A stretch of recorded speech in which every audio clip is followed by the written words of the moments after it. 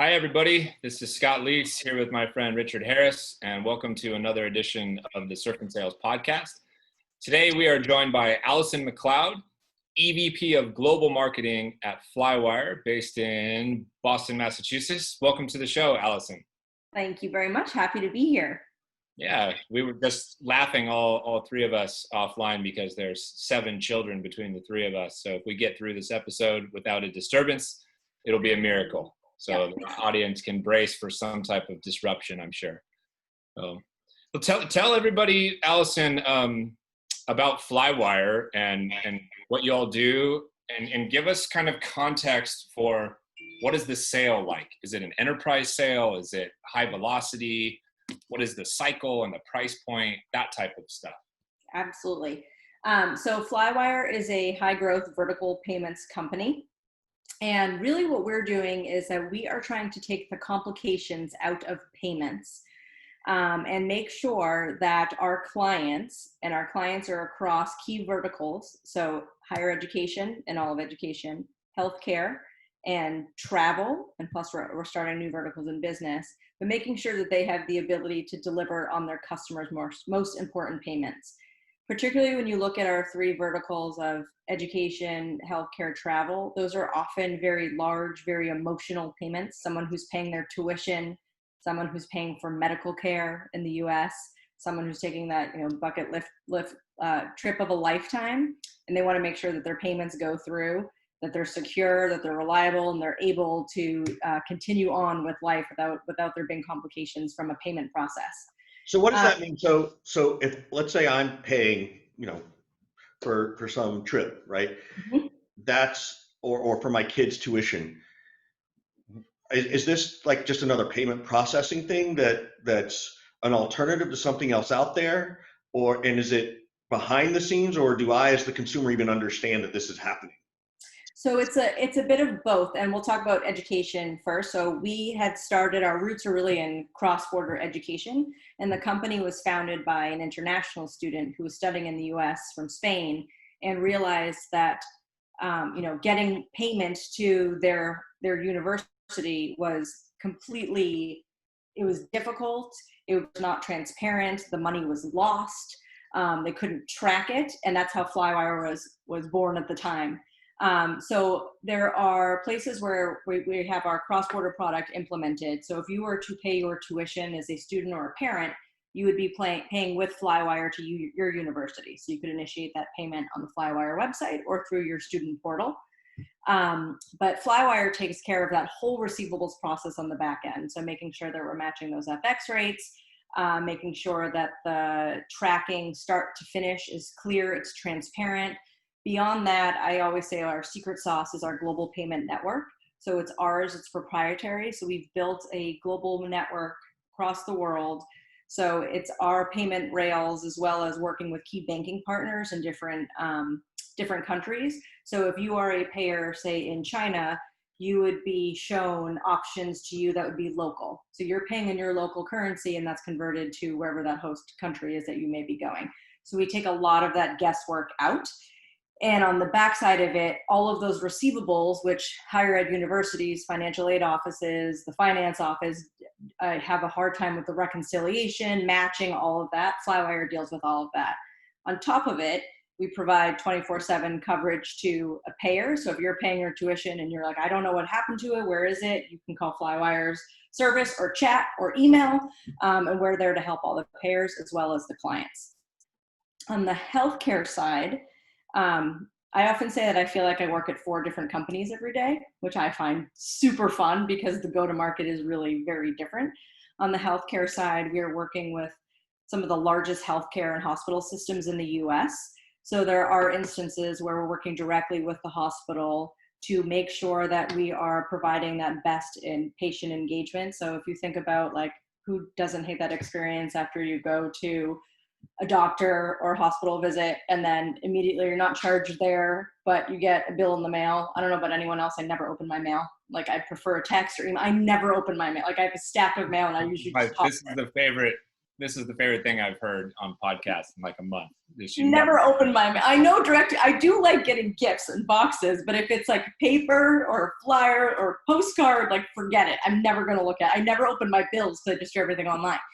But there are many people who still prefer that. So Flywire does all of that for the hospital system and make sure that we are communicating with their patients by their preference. But the patient wouldn't necessarily know that they're paying with Flywire. They're paying their hospital, but they're using the Flywire system on the back end. I have a question for you, because the main verticals that you're talking about all give me massive heartburn right now as a seller. So I have been involved with trying to sell to higher education. Yeah. I've been very briefly involved with trying to sell to healthcare. I've never really been involved with trying to sell to travel. So I'm thinking to myself, okay, well, travel is a mess right now. How do we try to sell to that? And higher ed and healthcare, it's like turning around an aircraft carrier in my driveway. How do you tackle this? What are some of the things that work from a marketing perspective with these verticals right now, and then from a sales perspective? Because this is fascinating for me, because it terrifies me. It is really interesting because it's not like any like typical, there's one. It's not like any typical play that you normally see, right, in the go-to-market world, where if it's a SaaS sale, not that it's completely identical company to company, but there's often repeatable processes. It can be like, hey, we bring people on online and we do this and then do this. It truly is a complete different go-to-market across all three verticals. So one of the things that, makes it truly unique is, in the way we look at it, is talking to our clients. They don't want a vendor. They don't want us to help them grow their business. They want us to take away that pain that they have with the payment piece of it. They want us to take that away from them and truly be a partner. Yes, I would say you're absolutely right when you say that those three industries are often difficult to sell into. And you look at who we're selling into, healthcare, like we're selling into the CFO or head of revenue cycle. Those are difficult people to get in touch with, and very busy people, particularly in the light of everything we're going on in the world today with COVID. So you have to make sure that whatever you're offering is something that they actually need or get out of their way. Same with higher ed. And I think, what we are doing is we are truly solving unique challenges and taking away that pain. I would say from a what's working perspective, what's interesting is what we've seen. It's actually been pretty incredible on the travel side. Travel's been has been hit very hard in the last several months. And we work with some incredible clients across the world. And whether that's the Hiltons of the world, but we also have a large heli-skiing client base. Adventure travel is a big market for us. And what we did was, they're all busy trying to figure out, how do they reopen? Can they reopen? How do they reopen safely? What happens to the vacations or the tours they had booked this year? How do they rebook them? How do people get their money back? Like, it's a mess. Part of that is like, how do we be there for them? And the other thing we did was say, how can we get really close to our clients right now and just say, we want to highlight you. Like, we want to celebrate you. You guys are amazing.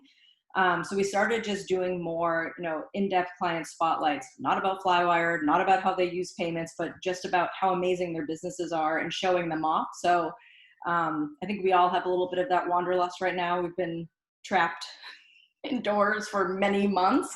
I know I can't wait till the moment I can travel again with my family. So being able to feature, right? Being able to feature these amazing clients and these incredible places and experiences that they offer has helped to build a lot of trust. And it's also helped to build a referral business as well. I think you can't really underscore that across all three industries that are our key verticals, is that ability to have that credibility, that trust, and clients that love you and will continue to advocate for you. So customer advocacy is definitely, from a marketing and sales perspective, is something we focused on. What's interesting about Flywire, so I've been at Flywire for about 1.5 years. The company has been, wildly successful over the years, started in higher ed, expanded into healthcare and into travel.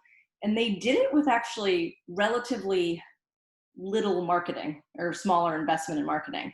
So much of it was, something that it fit a need. You talk about higher ed, right? Everything was so manual 10 years ago when the company was founded. it helped solve those receivables problems that higher ed companies were having, and it was built on this referral business. So coming in as the first head of marketing and now building up the marketing team, part of that is how do we help tell that story broadly, but also really partner with the sales team on our go-to-market effort, because a lot of it was sales just kind of hunting on their own, doing some stuff. So, to me, that's been a pretty amazing experience to come in and build something in a company that. That's what I want to hear about, right? Tell me more about where you started that relationship with your sales team.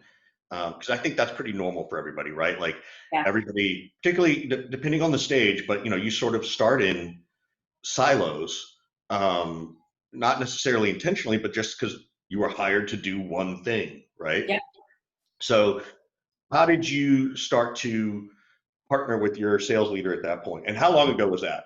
Just out of curiosity, from a timeline perspective. Yeah, so right away, I would say I think partly why I was brought in for this role is because of my background has been more on that revenue side of marketing, performance side of marketing. I spent the majority of my career in demand gen and running and building business development teams as well as demand gen teams. And that's the place, I love all of marketing, but that's the place that's nearest and dearest to my heart. Had those teams, you've had the, BDR, SDR, MDR report into you? Yes. Got it. That's fantastic. That's yeah, huge. so when I was at Rapid7, that team reported into me. And we did have a BDR team for a bit at Flywire, but I think over time what we realized was the motion that we were trying to put in place for this like leads in, follow up, hand over, it's not really there. I think we're too premature for where we are as a company with that piece of it, because when we talk about this go-to-market on the healthcare side, on the EDU side, it is more of that enterprise sale. That doesn't mean that there is no inbound, right? So we're still trying to figure out that motion. But at the time we said, hey, let's absorb those back into the sales teams to get them as close as possible to the sales team.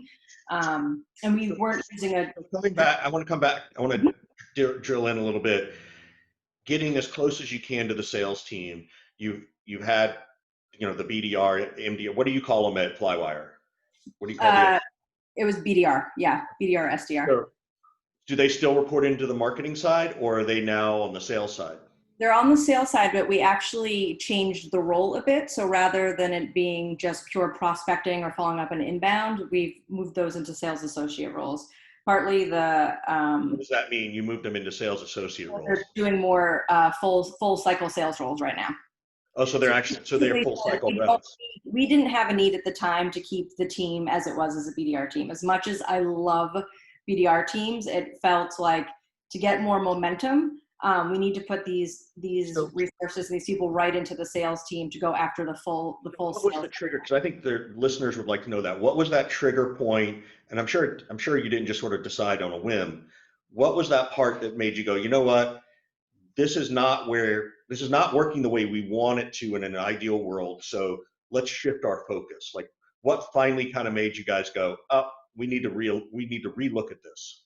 So it was a few things. I've always had centralized BDR teams in previous lives that served multiple product lines. Given that this is so vertical specific, having one team that was decentralized from sales but served the three verticals, and at the time we're all doing quote unquote the same thing, it just wasn't working. Like I said before, like the go-to-market for healthcare, you're talking to a CFO, your entry points are going to be much different, especially even if it's from like I get an inbound lead versus I'm prospecting versus higher ed. So that positioning, that sales enablement, it was so much more difficult to do in that centralized function. I also think, I think a few things, as I mentioned, little investment in marketing, not to say there was none, but demand gen is a newer function, believe it or not, to Flywire. There was a BDR team in place before there was demand gen. So the team's doing a ton of outbound, trying to look for stuff that doesn't necessarily exist. And when you think of this, the art of cold calling and prospecting in higher ed, you're often talking to the same people over and over again, where a lot of that is really a long relationship sell. So it's not to say it's not important. It's not to say we won't address it again in the future. It's just where we were at the time. It wasn't working, and it made a lot more sense to put the team into the sales, into the vertical team, so that way they're getting trained. They were really focused on how do I understand this persona, this market, going deep into the sale there. Got it. when you came on board, was the title global, or did you grow into that title It was global to start with. to start with? So it's been, pretty fun. I feel like the team follows the sun. So I have an amazing marketer in China on my team who does a lot of our payer marketing. The other interesting thing about Flywire too. So not only, we're B2B, but in some places we're B2B2C. So we're marketing directly to the payers as well as the clients. So I have an amazing woman in China who's doing all of our payer marketing in region, localized. So in a leadership role, right, regardless of sales or marketing or CEO, how do you manage that? You got 3 kids too, right? So, and one who's 8 months old, you said, right? So they're not teenagers where they can be self-sufficient. Yeah. How do you as an individual, as a mom, as a business leader, balance that global piece with the work stuff? I mean, with the home stuff. So on a personal level, I would say I'm in a more unique, but I guess becoming more common situation where my husband's a stay-at-home dad. And I'm, more career oriented. And that was a big part of taking this role. 1, it works incredibly well for us. 2, I think it'd be very difficult to do with 3 kids. And even now with everything going on, they haven't left the house in 4 months, right? Who knows what the fall's going to bring. I don't see how we could both be doing this if we were full time. I would say the other thing is hiring incredibly talented people that you entrust and empower to do their jobs, and hiring a really great leadership team that has the ability to build teams. So I think that's the key to it as well, is not having to feel like you have to be, micromanaging or in every detail. I strongly believe that all leaders, and especially myself as a leader, my job is to be there to set, the vision, the guidance, the goals, and then help the team move roadblocks, but get out of their way so they can perform. No one wants a boss, particularly when they're higher in their career and, trying to move up in leadership. No one wants a boss that's hovering over them all the time and telling them exactly how to do it. And the majority of the people on my team, they are much better in their craft than I could ever be. So, that's been a big philosophy of mine, is hire people smarter, better than you. And I think, that's one of the key things to a high performing team. What do you think about the, maybe not so recent, but certainly the trend right now of sales people becoming kind of demand gen focused for themselves through all the content creation that they're building? And does that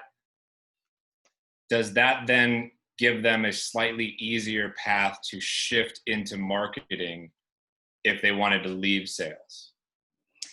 I absolutely think it does give them an easier path. I think it would be hard to be a salesperson or a good salesperson if you weren't good at building your own demand, right? Because there are a lot of teams where you may not have a demand gen function or a marketing function, and you could start, say you're at a startup, but you're the first salesperson there, and your job is to go out there and make some noise in the market.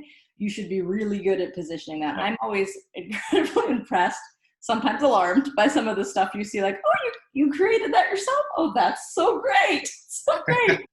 So that's really good. So what, because there's managers and there's salespeople in here. And then, it depends. But what is it that in your mind is that's good, or, hey, that's creative, but what if you tried it this way? Like, how would you coach them, right? Because to your point, like, hey, at least they're trying, and it's, we don't want them to, go off brand and all that stuff, but we don't want to micromanage that the logo's in the wrong place or something. So what does good and bad look like to you in those worlds where you let the reps do that? I think there has to be a balance, right? Because if everything always has to be sanitized and sent through marketing, it loses some of that authenticity, particularly when you're reaching out to prospects or clients, right? I think gone are the days of 15 years ago, you're like, ooh, look at this really cool email I got that's so beautifully designed. It must be from Scott. It has to be him. It has his name on it, right? Like, everyone knows it's marketing. Even 15 years ago, Scott would never send anything like that. Even 15 years ago or today, I know how to make nothing look pretty. So you definitely know it's not coming from me. But I think it has to be balanced. And honestly, I think that relationship for marketing and sales has to be so in lockstep and tight, because how can you really either teams do their job without the help of the other? But what do you coach good to? Hey, if you're a sales rep and you're going to go out and do this, Yeah. and you're going to, leverage your voice on LinkedIn or Yep. even Instagram or whatever, what are the tips that you would like a salesperson to walk away with to keep in mind? So I think, hold on, I have a visitor. The real interesting That's all right. part two of that question, Richard, might be, should marketing be involved with coaching and training salespeople on how to do demand gen better? I have yet to see or hear any marketing department do like demand gen copywriting kind of training for Really? their. Oh yeah, it's extremely rare. If you're doing that, you're in the like 0.1%. It's interesting. Yeah. I would say, certainly, there's just such a great relationship between the sales and marketing team at Flywire. And even if I look at like our travel/commercial team, they are so aligned. And the marketing team is helping with writing content for them or templates they can use. Our sales team uses tools like Yesware to make sure they're doing prospecting campaigns and drip campaigns on their own. The sales teams that I'm aware of are doing all those kind of things and have those kind of conversations, but there's less like full-blown training from a demand gen expert or a marketing expert looking at a salesperson's post and then saying, look, here's, some suggestions on how maybe you could have done this differently or position this to get better return and that kind of thing. The question is born out of like, I had a bunch of salespeople on a Thursday night sales call last week who were asking like, how do I move into marketing? I want to get out of sales and like, how do I move into marketing? And so that's kind of where my head is at with all this. I'm just wondering, from an actual marketing expert's perspective. I think so. Hold on one second. This kid really wants watermelon. Let me just. Sorry. Never get in the way of watermelon, Richard. Ever. Absolutely. I told you that one would be it. It's always him. So I think part of it is I always love the salespeople that come to marketing and say like, hey, I'm really trying to work on my messaging. What do you suggest? Like, what are some do's and don'ts? I love that more than anything because one, they're working on their personal brand. Two, they're trying to position the company in the best light. And three, they often make amazing marketers. I'll be honest, I've seen it, right? I've seen some salespeople want to move from sales to marketing, but I do think it's still rare. And I don't know why. And I don't know if you guys have more insight into it. I'd love to see more of it because if you have the ability to sell and close deals, I think we'd make phenomenal marketers. That's what I often get. Well, you don't get the people who are the best at selling who want to migrate that way, if for no other reason than dollars and cents. Exactly. Right? You typically find sales. I also think companies they look down upon that transition from sales to marketing. They're like, oh, they couldn't accomplish it. They're not a good employee. When in fact, there's like all this institutional customer-based knowledge that you just lose. Yeah. Right. Right. So I agree with you. I just think that's where a lot of people see the challenge with letting folks transition. Is it being looking upon as a family? And to a certain extent, and through no fault of anybody, I can also see, and I've talked to marketers where they're like, yeah, that's a good idea, but I kind of want somebody who's already set up demand gen practices. I don't want to stop and teach them, right? Which is a fair, it's fair to say that, but either way, you still got a 6 months ramp, just depending on what you want to do. Right. So, yeah, it is funny. And marketers can be very funny in that way too, as salespeople. And it's still mind-boggling to me that like after all this time, there's still the whole dynamic of marketing versus sales, which I get, but I still don't get. Like, if the partnership is not there, like how, I think I learned early on, if your head of marketing, head of sales aren't aligned, don't get along, like it's just not going to work. It's not going to work for the company. So what about somebody who's stuck in that exact environment right now, right? Let's say they're working someplace and the head of marketing and the head of sales are not aligned. And in normal times, my advice would probably be get the fuck out of there. Yeah. Right? But right now, that might not be my advice with everything going on. So what would you say? What can somebody try to do if they're stuck in that kind of dynamic? Whether it's the whole department against the other department, or whether just you and I as department heads are like not on the same page. What are some things that people could do to try to improve that relationship?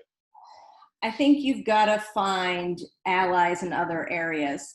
I don't know how worth it would be. I mean, potentially, maybe it's worth it to say, hey, if I'm in marketing, how do I get closer to the sales leader to show them how we can collaborate and work well together?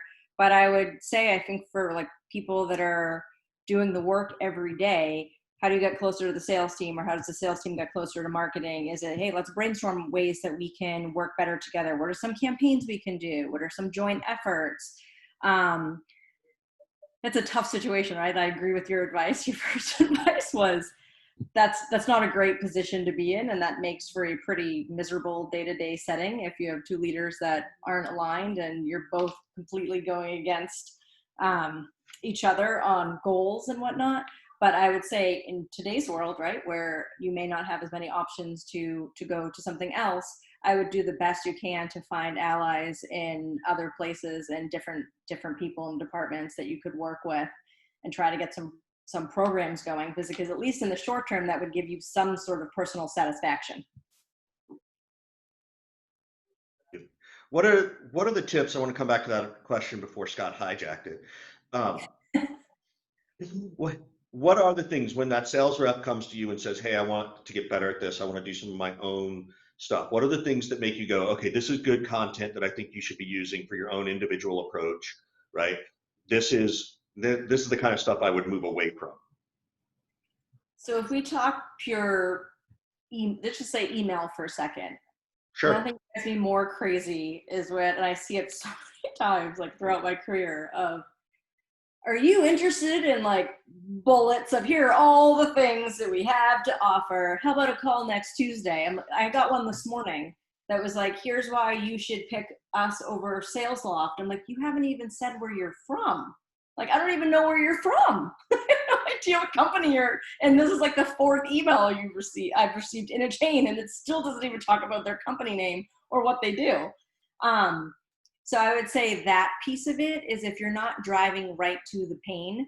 And I think the other thing is like, do your homework, do your research, like understand who you're talking to. In today's world, like LinkedIn, let's face it, has become a personal branding machine for most people. And it's becoming very, very effective for that purpose.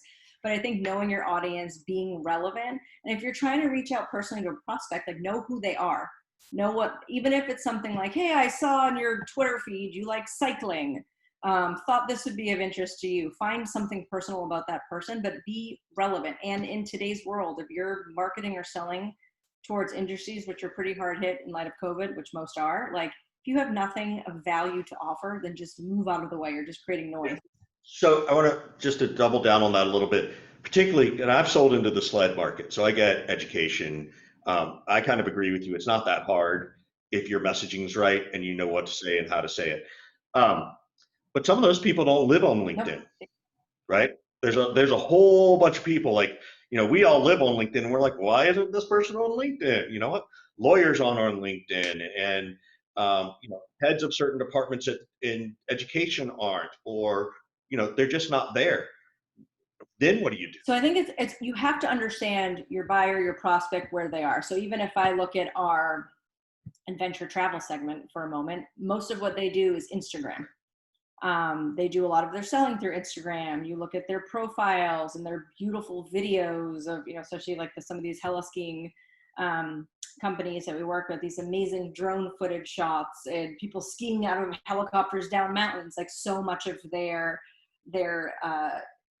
company, their culture, their community is through Instagram. So we had to make sure we have a presence there. If we don't have a presence there, and actually we started a whole different Instagram handle, because to just go with the corporate one, which is very much more about our culture, our hiring, our people, which is great, we also had to show off, we use that as a way to show off our clients in the travel space.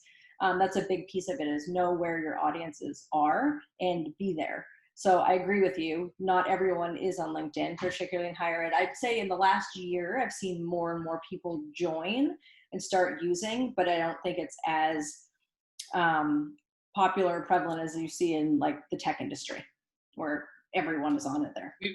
We changed topics for a second. We have talked ad infinitum about the hiring process for sales and moving up the ranks into sales leadership and things like that. What would your advice be for somebody who's in marketing who wants to become a EVP of global marketing like you? What do they need to work on, and where do they need to be to sort of seek out and land these kind of opportunities? I think part of it is the ability to hire amazing talent and let that talent lead. I think oftentimes leaders, particularly newer leaders, and I've struggled with this in the past, they have a hard time letting go initially as they're building great teams, because they're fearful of, if I let go and have someone else do this, does that mean, like, what am I doing? What happens to me?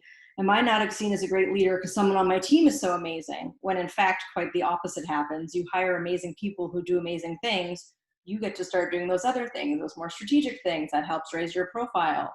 If you do the opposite, or you micromanage, or you hire people that you always have to overshadow or outshine, you're going to stay in that same position forever. So that's part of it.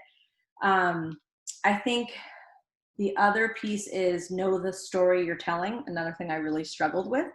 And it's interesting because marketers are usually the worst marketers of themselves. It's just why is that? Don't know what it is, but they just usually, that's not true for all marketers, but it usually is, where they have a harder time, promoting themselves and what they're doing. And that's not to say you have to be out there being like, look how amazing I am, but you have to. I got this great advice from a leader in a past company that was like, always try to think about, like, what's your bumper sticker? What do you want people to know you as? And if you're doing a million things, you're probably going to get that reputation of like, yeah, they're pretty good, they're smart, they're capable. I don't really know what they've accomplished though. So make sure that you're very specific in that story. I also think seek out mentors. That's been a big piece of my career, is seeking out mentors to talk to, get career advice from. Are heads of marketing and people in positions like yours willing to be mentors and help out in marketing? I mean, it's super prevalent in sales right now. Like, yeah, you can't throw a rock without hitting somebody willing to be your mentor and your guide in the sales process. I've found yes in my career, and I know I've always been. I love when people reach out to me and ask for like, hey, I'd love to, get advice or chat for a couple minutes. I think because I had the good fortune of people taking the 5 to 30 minutes out of their time, earlier on in my career to give me advice, I feel it's, my obligation, and I also love doing it, to pay that forward and do it for the same for aspiring marketing leaders. So I do think I don't know that there's as big as that culture that you see online. We should probably start doing that more as you do on sales. But I think that's a big piece of it, that, being able, so yes, I would say absolutely always open to giving advice and feedback.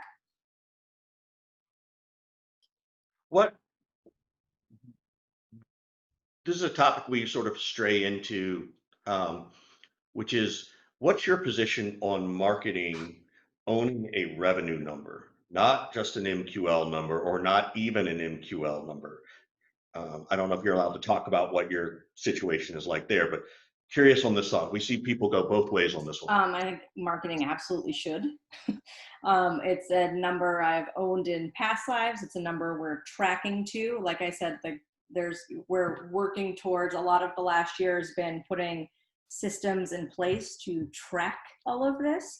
I actually don't pay a ton of attention to the MQL number, because I think it's just that in a number. I think what's more important to look at is, how are you tracking towards pipeline, qualified pipeline, closed revenue, and then even looking at that as you're growing your marketing team, growing your investment, what's that percentage of how much sales is doing, and how do you figure out that balance over time of, all right, so if I have $100, do I put that towards another salesperson, or do I invest in marketing? What do I get out of that?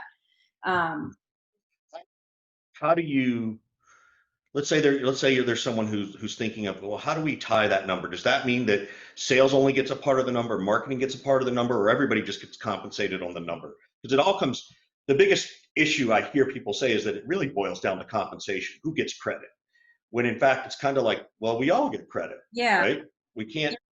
So do you have an opinion that, if the goal is 10 million, marketing needs to be able to trace 2 million of Yeah. that? Or is it that marketing just needs to make sure we help get to 10 million? So I think at the end of the day, we're all in it to hit the same revenue goal, right? I think pitting the teams against each other does nothing that's going to actually move the needle or get teams to collaborate. And I think it's partly why we still see this divide between marketing and sales. I haven't seen a company, and I know it exists out there, that would say, oh, because marketing sourced that, you're not getting compensated. I've always seen it when the rep still gets compensated. They still closed it. Marketing might have found it and sourced it, but the rep is still closing that deal. So to me, what's most important is you get to that revenue number. As a marketing leader, though, I want to make sure from the team we have, the investment dollars that we're putting forth, how are those working for us, and how do we grow those? And if we don't have the ability to track it, I'm not going to know what to invest in next year and the year after, and making sure that the team is still really effective and efficient. And that's the big piece of it too, of looking at how do you continue to invest and grow your go-to-market for scaling purposes. But I would say in terms of like goals, you want both teams to have the goals, but it's most important that everyone is marching towards that same number. So, and I'm going to shift topics completely. You're a female sales leader or a female marketing leader. I would even say a sales leader based on what I've learned about you. What advice do you give to other women or even other groups who, may not fit the traditional mold in some sense, right? Everybody I know has faced something, and I'm just curious, what advice can you give to people? You're also a mom. You're like me. My spouse can also help take care of the kids full time, so that helps. What are some of that advice to the younger people in their career that you'd like to, tell them not to take shit, get up and, whatever it is, what's your advice for them? Yeah, I mean, I'd say so much of it has to do with belief in yourself and going after what you want. I think, I think with everything, the world is full of people that are always going to tell you what you're not good at, why you're not ready for that next role, why you shouldn't go into sales or go into marketing. But that's not up to anyone else to decide other than yourself. And I would say the other thing, and I've learned this the hard way, right? Ask for what you want. Because if you don't ask, how is anyone going to know if that's what you want? Like I've had it happen to myself, and I've heard it time and time again with others that they're like, well, I really wanted to be a director. And it's like, oh, no one knew that. Like everyone thought you were happy in your role and you didn't want more. So I think there's always that fear of like, what happens if I ask and the answer is no? Well, then the answer is no. And then you figure out, how do you turn it to a yes, or how do you say it's time to go in a different direction? But at least you know. So I would say that's the one overall, is like, ask for it what you want. Be bold. It's great. It's great advice. In particular, you've got to learn to be an advocate, a self-advocate. Nobody else is out there advocating for you with the same degree of passion or enthusiasm behind it. Yeah. We're kind of getting to the end of our time here, and wanted to give you, an opportunity to ask us anything, like how can we be supportive of you? Is there any questions you maybe have for us? How can we help you in what you're up to? I would love to flip it a bit and get both of your opinions on, we've talked a lot about the often divide between marketing and sales. What do marketing and teams and sales leaders need to be doing now, right? Like so much hasn't changed over the years in tactics and strategies. What do you want to see marketing teams doing more of? Selling, plain and simple. You want, I'm a big proponent of, like, if you want two parties to understand each other better, flip the roles and have each person, walk a day or a week in each other's shoes, right? I mean, I've heard many comments like, oh, all marketing has to do is like churn out content every week.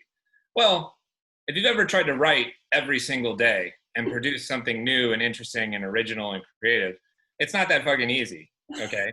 And I've heard many marketing people say, oh, sales, yeah, super easy. You get paid all this money and you just get people to buy stuff after there's a good product and we created the demand for it. Oh, really? Okay, go get on the phone. Yeah. So that would be the first thing that I would suggest is, you know, maybe everybody who comes through on the marketing side has to spend some time on the sales floor. Yep. And maybe everybody on the sales side has to spend some time contributing to marketing in a particular way.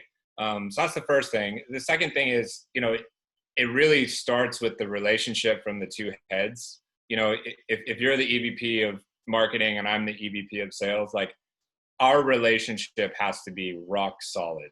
Yes. And us as those leaders, we have to commit to that. We have to communicate a lot. We've got to spend time together. We've got to make sure that our messaging is aligned and whatnot. And I've been at organizations where I felt really close to the head of marketing and other ones where I didn't. And it's a night and day kind of situation. But our level of commitment and our relationship will filter on down. Yes. So those are two things that I think are critical. What about you, Richard? So I think piggybacking off Scott's piece is that we have to check our ego at the door, right? There's no right way or wrong way. There's no marketing's way and sales way. There are two rights to this question, right? Marketing is right in their opinion.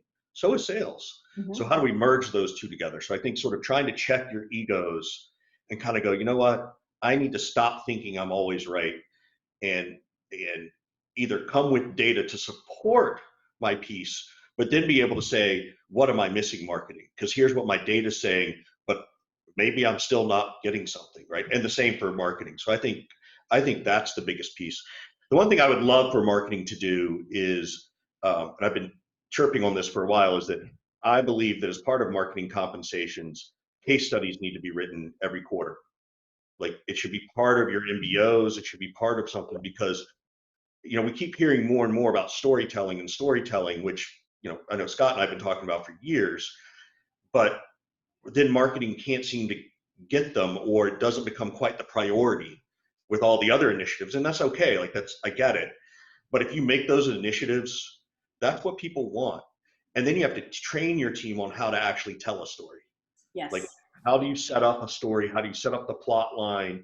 You know, like it's literally going back to a writer's workshop. Yeah. Like my kids are going through in school. So those would be the things I would focus on. I think thank you for asking the question. That's a really good one. Those are good ones. Cool. Well, thanks so much for spending some time with us, Allison, and talking to us about marketing and sales and Flywire and all the things. I'm really glad we got introduced to you through Galen, yes, who works at Flywire. Big fan of hers. So glad for the introduction and appreciate your time. Yeah, we got to do one more thing, Scott. We got to give a shout out to Lead 411, right? So we actually have a sponsor, Allison. So we're super excited about that. They have this amazing ability to find mobile numbers, as well as a whole bunch of other intent data, which I think is really what we're all striving for. So it's sort of nice to talk to you about this stuff. And just, you know, if you're looking for that kind of thing, please check out Lead 411. We'd greatly appreciate it. We know they would too. Thank you. This was great. All right. Thanks, Allison.